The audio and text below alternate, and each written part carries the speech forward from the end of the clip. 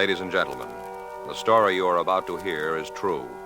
The names have been changed to protect the innocent. Dragnet is brought to you by Chesterfield, made by Liggett & Myers, first major tobacco company to give you a complete line of quality cigarettes.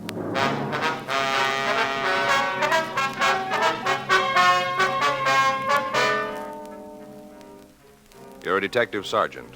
You're assigned to homicide detail. A young girl has been found in a cheap hotel room, apparently an attempted suicide. There's reason to suspect foul play. Your job, investigate. To sell a product, you have to make it good and keep it good. What do the latest reports show about Chesterfield? Well, our research laboratory has compared it with the leading cigarettes in the country. Chesterfield is highest in quality, low in nicotine. Another good reason why thousands of people are changing to Chesterfield every day. Smoke America's most popular two-way cigarette. Regular or king size, you'll find Chesterfield really mild, really satisfying. Best for you.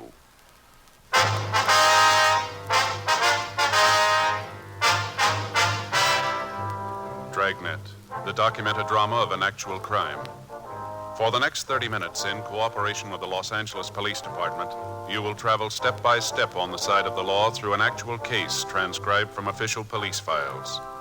From beginning to end, from crime to punishment, Dragnet is the story of your police force in action.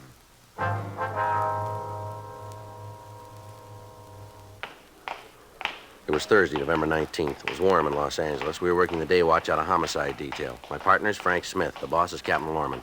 My name's Friday. We'd just gotten a call from Georgia Street Receiving Hospital, and it was 9:46 a.m. when we got to the second floor. The treatment room. Yes? Would you like to see Dr. Hall, please? Come in, Joe. Joe, Frank? Hi, Doc. Is this the girl? Yeah. How's she doing? Well, not sure yet. Just finished the transfusion. And when you gonna know? We think she's going to live, but there's no way of telling right now how much damage has been done to the brain tissue. Mm-hmm. Bad bruise on her face. Must have received a bad blow. Might have gotten it when she fell. Mm-hmm. Let's go outside, huh? I can use a smoke. Okay. Well, if there's any change, I'll be out in the hall. All right, Doctor. You got a cigarette? I'm fresh out. Yeah, here you are. Frank? Yeah, thanks. Here's a match. Thanks. I didn't know you gave transfusions in cases like this, Doc. Don't have to very often. You see, a thing like this, the carbon monoxide in the gas joins with the hemoglobin in the red cells, won't let go. Blood takes the monoxide through the system and suffocates the brain tissue. We've given her some choramine, helps speed up the heart action. The way it looks, she's got a good chance of living, but we won't know how bad it really is until later. It's a rough one, isn't it? You find out who she is? Well, according to the stuff we found in her wallet, her name's Mona Fenton. Another thing that doesn't make much sense, Doc. She registered into the hotel as Mrs. John Norris. Near as we can find out, she wasn't married. How'd you come up with that? Well, when the office got word about it, we tried to get in touch with her husband. We called the phone number on the ID that we found in her wallet, talked with her mother. She says the girl's single. Well, how about the guy she was with? You been able to talk to him? No, haven't found out who he is. Name doesn't check out, huh? Not that we can find. How about the mother? She give you anything? Well, we just talked to her for a minute. We're going over there when we leave here. Maybe she can come up with some answers. I sure hope so. A couple of more questions you can ask her. Yeah? What's that? Find out if the girl's been under a doctor's care. What do you mean?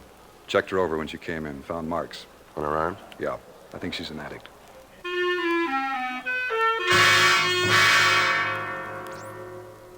At 8:30 a.m. that morning, a guest in a small hotel on Grand Avenue had thought that he detected the odor of gas in the halls of the building. He notified the desk clerk, and together they conducted a search of the premises. Finally, they ascertained that the escaping gas was coming from a room on the third floor of the hotel. When the desk clerk got no answer to his calls, he used a passkey to open the door. Sprawled across the bed was a girl who appeared to be in her early 20s. The gas heater in the room had been turned on full, and the windows were closed, locked, and stuffed with pieces of torn sheets to keep the fumes in the room. The quick action of the desk clerk had undoubtedly saved the girl's life. While the hotel guest called an ambulance, the clerk turned off the gas, opened the windows, and administered artificial respiration to the girl until the ambulance crew arrived. As an attempted suicide, the homicide detail had to make an investigation, and Frank and I were assigned to the case. After we talked to Doc Hall at Georgia Street Receiving Hospital, we drove down to the hotel where the girl had been found. Right in here. Anybody been in this room since the other officers left? No, sir. Told me to lock it until you could see it. All right, sir. Now, this is just the way you found it, is that right? Well, yes, of course, the gas is turned off, and I opened the windows, but everything else is the same. I see. Well, from what you said on the phone, she came in last night, is that right? Yes, sir. At least that's what the registration book says. They checked in at 10:15. Did you take care of him? No, I was out to dinner when they got here. Who checked him in? Jeff Christensen. See you around? No, not right now. He'll probably be back tonight. You know where we can find him? I don't know. See, Jeff got paid last night. Got his week's wages. Last I saw him, he was on his way out on the town with some of his friends. Jeff goes out on the town. Maybe we don't see him a couple of days. I see. But you figure he'll be back tonight, huh? Oh, yes. Jeff only worked a couple of days last week, so he ain't gonna go on much of the town. Mm-hmm. Did you see the man Miss Fenton came in with? No, I didn't. They were already in the room when I got back from dinner. I checked the book. I got the money from Jeff before I left. The man must have gone out sometime early this morning. I guess I was asleep. My room's just back of the desk. Fella must have got out while I was asleep. I see. Did you get any calls from the room at all? Not a one. Like I told those uniformed officers we here, I didn't see 'em at all. Not a peep. Matter of fact, I was thinking how nice and quiet they were. But the way the room looks, they sure must have had some sort of argument. Yes, sir. Huh. Would you know if they brought any baggage with them? Matter of fact, I know they didn't. Sure looks like they did some heavy drinking, don't it? Mm-hmm. Yeah. Glasses. That bottle's almost empty. Yeah. I'd rather you wouldn't touch the bottle. Oh, yeah, well, I won't. Say, you talked to the girls' people yet? No, sir, we haven't. But you're planning to see 'em, aren't you? Yes, sir. Yeah, I wonder if you'd do me a favor. You know when you see a people?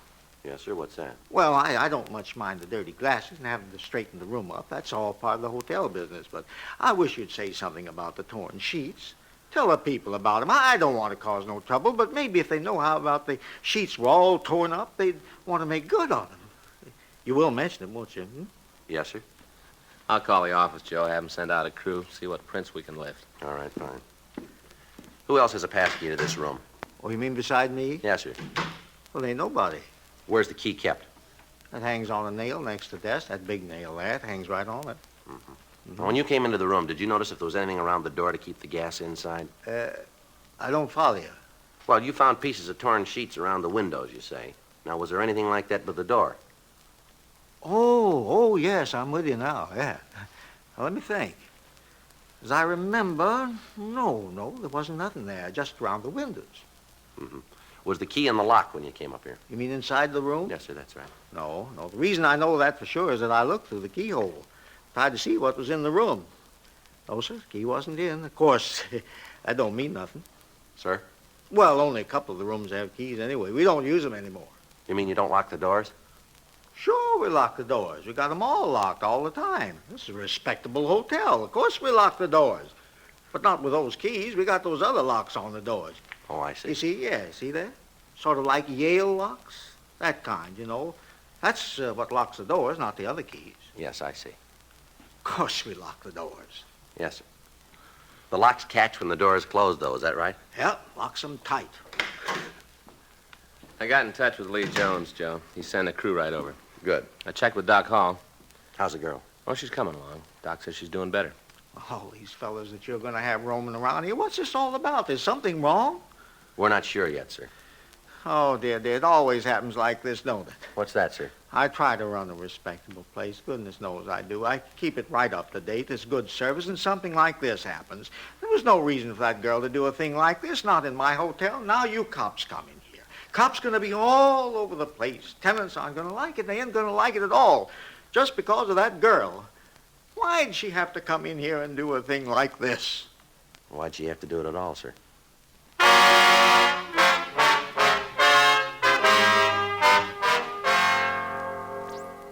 "11:26 a.m. We questioned the people in the hotel. None of them could remember hearing any undue noise coming from the room where the girl had tried to kill herself.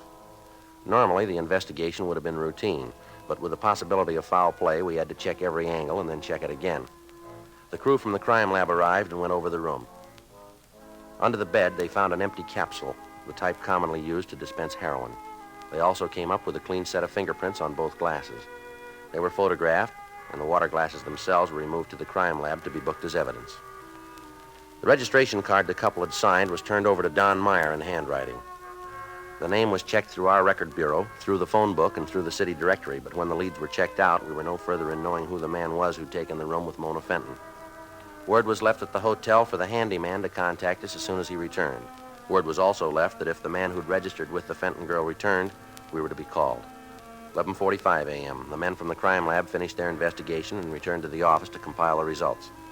Frank and I left the hotel and drove out to the address listed on the girl's identification. It was a large white colonial home near one of the colleges. We rang the doorbell and waited.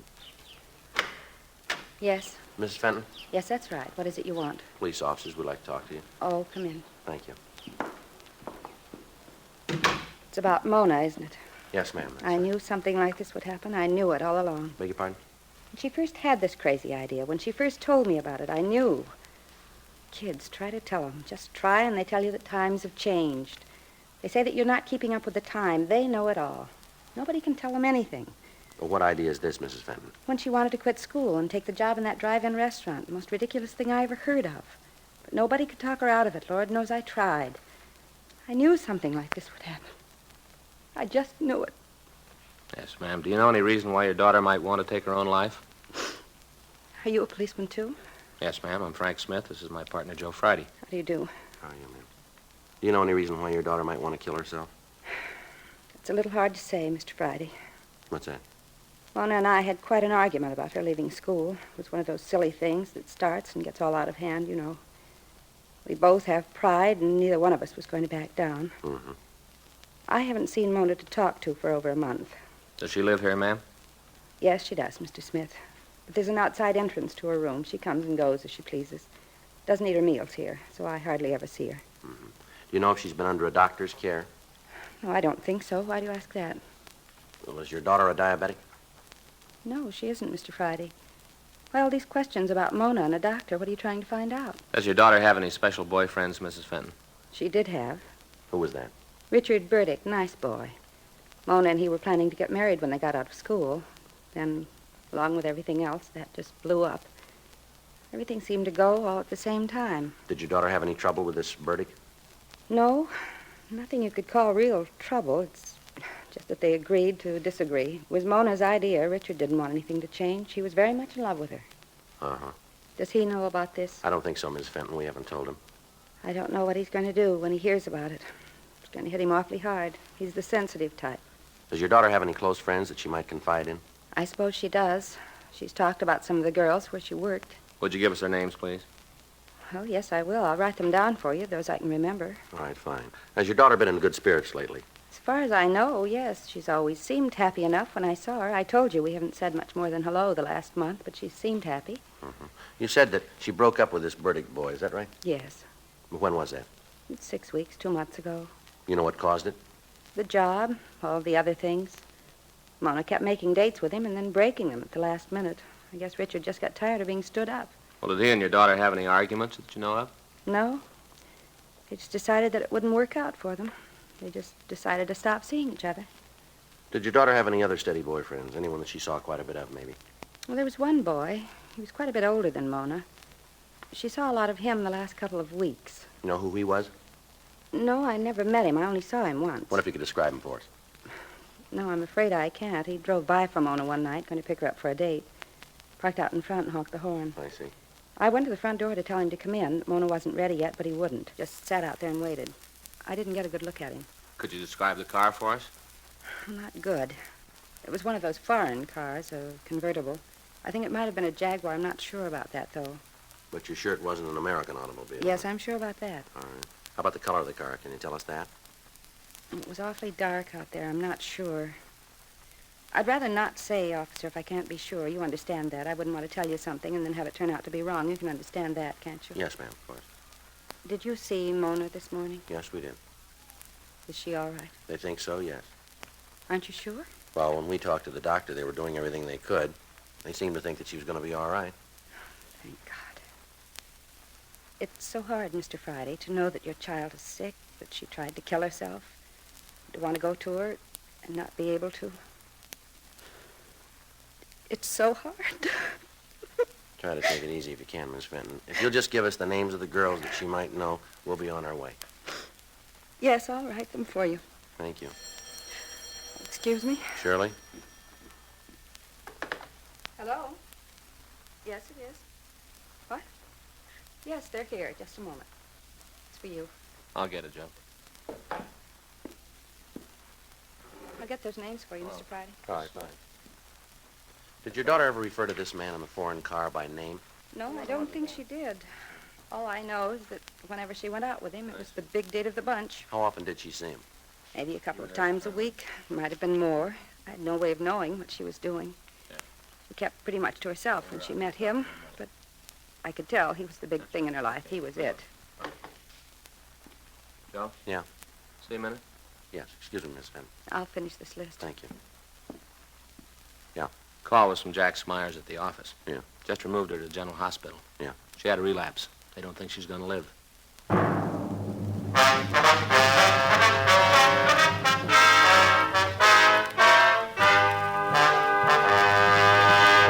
You are listening to Dragnet, the authentic story of your police force in action. There are good reasons why thousands of people are changing to Chesterfield every day. Why Chesterfield is the largest selling two-way cigarette in America. Why Chesterfield is best for me and best for you. People these days want facts. When you want people to use your product, you have to tell them what effect it has on people who do use it regularly. That's why a doctor has examined for almost 2 years a large group of Chesterfield smokers. 45% of them have, on the average, been smoking Chesterfields for well over 10 years. What is the effect on these people from smoking Chesterfield? No adverse effects to the nose, throat, and sinuses, says the doctor. Consider Chesterfield's record with these smokers, with millions of other smokers throughout America. Another good reason for you to change to Chesterfield. Regular or king size, Chesterfield is best for me, best for you.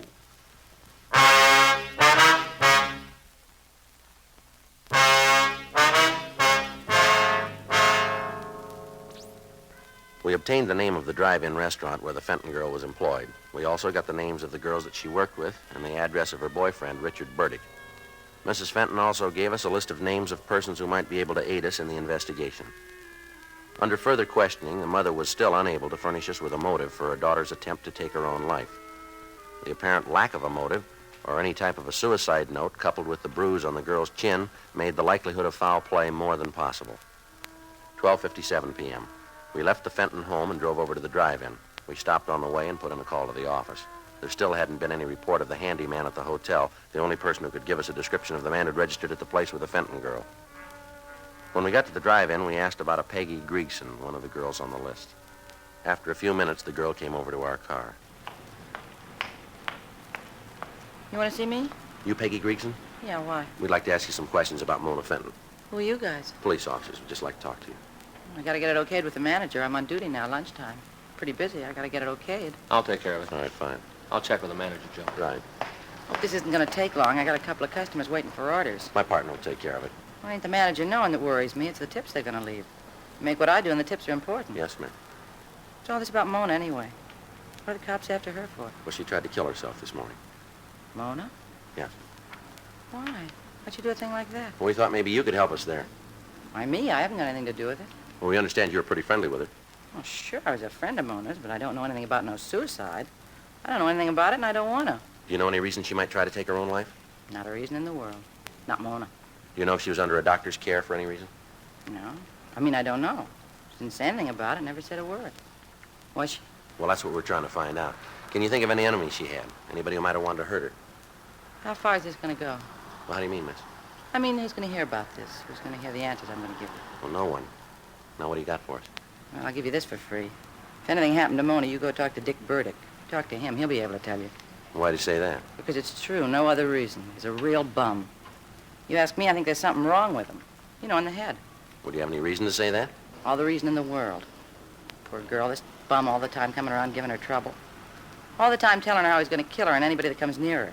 Burdick said that to Miss Fenton, did he? Half a dozen times. Wasn't more than a week ago. Mona told me she told him off, told him to get lost. She didn't want any part of him, to leave her alone. He made a big scene. Mona told me all about it.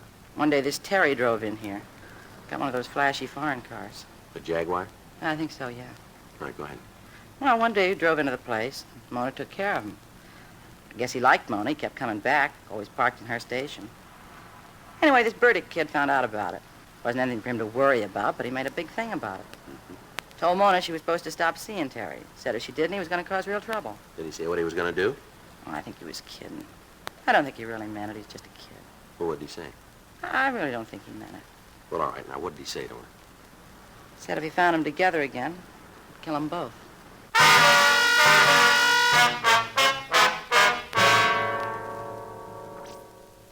We talked to the other girls in the drive-in. From them, we got the same story about the scenes that Richard Burdick had created. We got more information about the threats that he'd made against the Fenton girl and Terry Hamilton. From one of the girls, we got the address of Hamilton, 2:45 p.m. We left the drive-in and drove over to the address of the girl's boyfriend, Richard Burdick. We talked to the landlady. She told us that the Burdick boy had regular habits. He paid his rent on time. He never had any visitors. She told us that he wasn't in his room at that time, but she said that she'd let us in. In her company, we went upstairs. She unlocked the door, and Frank and I went in. Want to check the bedroom? I'll take the kitchen. Yeah.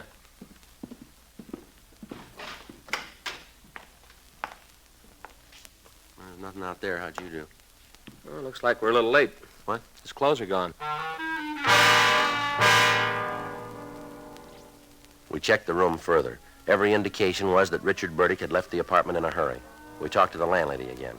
She could give us no reason for his disappearance. She gave us the name of his employer. We put in a call to them, but they told us that Burdick had failed to show up for work that day. 4:15 p.m. We put in a call to the hotel on Grand Avenue, but the handyman still hadn't returned and there'd been no word from him. We went back to the office and checked the name Richard Burdick through R&I, but we found no criminal record for anybody answering his description. We put out a local and an APB on him. At 4:39 p.m., we got a call from General Hospital telling us that the Fenton girl had regained consciousness and that we could talk to her. Frank and I left the office and traveled Code 2 out to the hospital. The doctor on duty told us that the girl was out of danger, but that she was very weak. He asked us not to get her excited, and he led us into her room. Miss Fenton? Yes, who are you? Police officers. Why can't you leave me alone? Go away. Just a couple of questions we'd like to ask you. I don't want to talk to anybody. Why didn't you leave things the way they were? Why didn't you leave me alone? Well, you had a lot of people worried, miss. No reason for it. Be better all the way around if things had happened the way I planned them. And you did try to kill yourself. Yes. Who was with you in that hotel room? You mean Mr. Morris? Yeah. It was Terry. It was always Terry. He was going to marry me, then he didn't. He said he would, and he didn't. That why you did what you did? Yes. You use narcotics, Miss Fenton? Hmm? You use narcotics? Yes, that was Terry's idea, too. I think that's all he wanted with me, just to get me hooked so I'd have to do what he said. I think that was the reason. How about this Richard Burdick? What about him? Do you have anything to do with you deciding to take your own life? In a lot of ways. The biggest mistake I ever made was leaving Richard. I thought it was smart, real smart. I was going to show him. Terry said he'd marry me, said he was in love with me. To get you started on narcotics? Yeah. At first it wasn't so bad. I loved him, really I did. Then when I had to have the fixes, he changed. Told me he couldn't give it to me anymore, that I was going to have to pay for it. I tried to tell him that I loved him, but I wanted to be with him. That's why I went to the hotel to talk it over. Try to come to an understanding, some kind of an understanding. Mm-hmm. He said that he didn't want to have anything to do with me, that he wanted no part of me anymore. Said that I was going to have to pay for the H from now on. I didn't have any way to pay for it. He said it wasn't any of his business. Is he a user? Yes. It's all so stupid, all so stupid. Ma'am? The whole thing, I had it real good all the way around. And then I went ahead and ruined everything, tore it all down. Even if I'd have killed myself, it would have been no answer. Not the right answer, anyway. I know that. I know it real well. All right. Can you tell us where we can find this Terry? You bet I can. I want to see him feel like I do. I want him to know what it's like. Will you be willing to meet with him? Make a buy of narcotics for us? You name the time, I'll be there. I'll be there if I have to crawl. All right. You better get some rest now. I guess so. I'm pretty tired. Did you see my mother? Yes, ma'am. Is she real mad at me? No, I don't think she is. Would you call her? Ask her to come and see me. Tell her I'm sorry. Tell her I want to see her. Now, she'll be glad to hear that. I hope so. I got so much to tell her and Richard. So much to tell them both. All right, Miss Fenton. We'll get in touch with her. And you tell me when you want me to call Terry. You tell me. All right, we will. Terrible thing, isn't it? What's that? Terry. He's been around a long time. Must be other girls in the same fix all because of him. Girls who have a bad habit and have to do what he says. Girls like me, terrible. Nobody knows how many. Yes, ma'am. Where's it gonna end? When you meet him.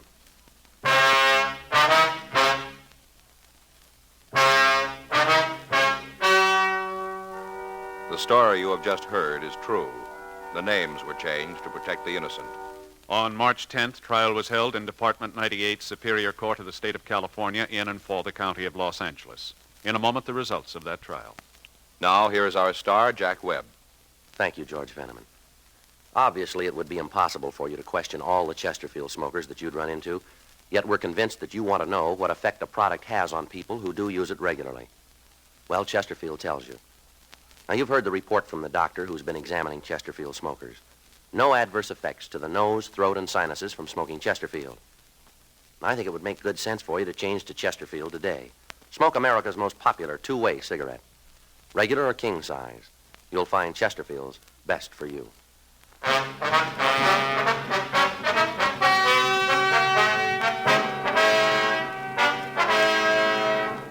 Terry Norris Hamilton was tried and convicted of violation of the State Narcotics Act, a felony, 1 count. He received sentence as prescribed by law.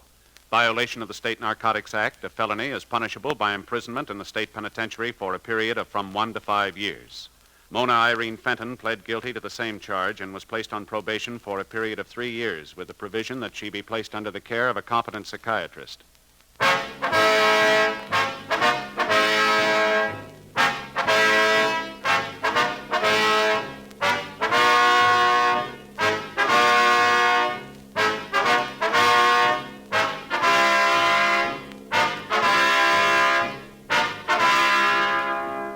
You have just heard Dragnet, a series of authentic cases from official files.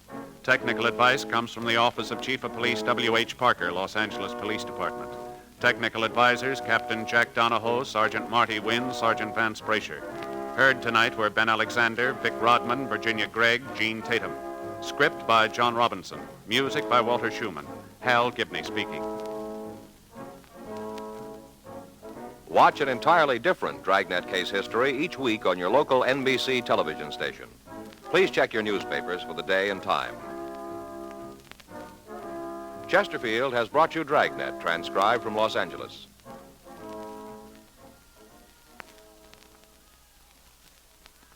Announcing the best of filter cigarettes, L&M filters. The L&M filter is entirely pure, harmless to health.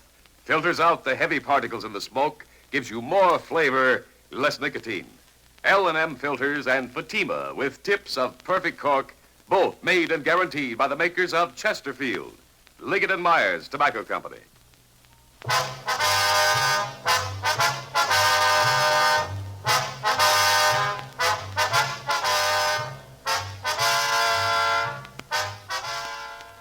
Hear John Cameron Swayze and the news next on the NBC Radio Network.